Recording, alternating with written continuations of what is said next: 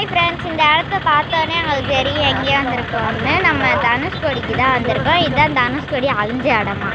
நல்லா பாருங்க, அது அழிஞ்சு போச்சா, இடிஞ்சதுல இது எவ்வளோ பாதியாக இருக்குது பாருங்கள். அந்த பெருசாக உள்ளது இங்கே பாருங்க ஃப்ரெண்ட்ஸ், சாப்பிடுது பாருங்க. ஏதோ கோயில் ஃப்ரெண்ட்ஸ் இங்கே பக்கத்தில் இருக்குது. என்ன சாமி கும்பிடுவாங்க.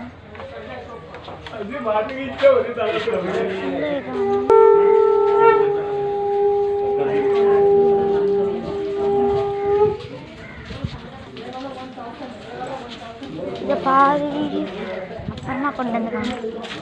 பக்கத்தில் கடை இங்கே பாருங்க, நான் வாங்கலாம்.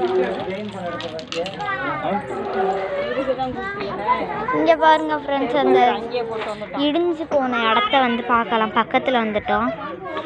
அது எவ்வளோ ஹைட்டாக இருக்குன்னு பாருங்க ஃப்ரெண்ட்ஸ். சுனாமி வந்து அழிஞ்ச இடம்ன்றாங்க, ஆனால் பாதி இது நல்லா ஸ்ட்ராங்காக இருக்கு பாருங்க. இந்த இடத்தனா பாருங்க ஃப்ரெண்ட்ஸ்.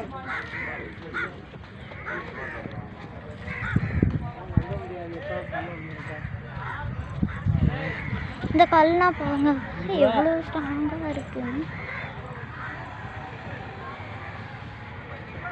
அழகா இருக்குல்ல ஃப்ரெண்ட்ஸ். அந்த இது இடிஞ்சு போயிருக்குது. அந்த காலத்துலேயே சூப்பராக பண்ணியிருக்காங்களே.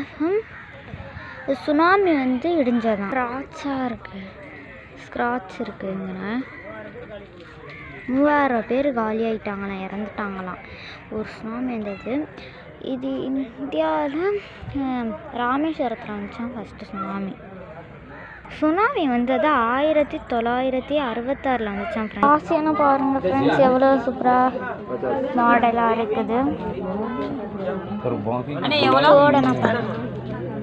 நிறைய மாடல்ஸ் இருக்காங்க ஃப்ரெண்ட்ஸ்.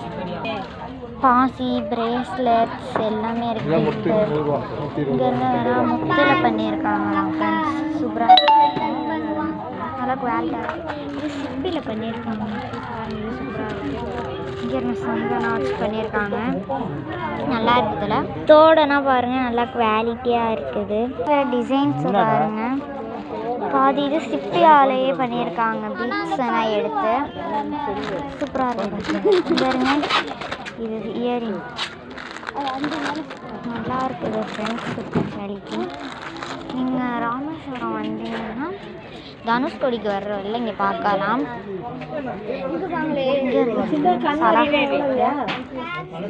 ஏன்னா ஷோகேஸ் பண்ணலாம். சூப்பராக இருக்குது.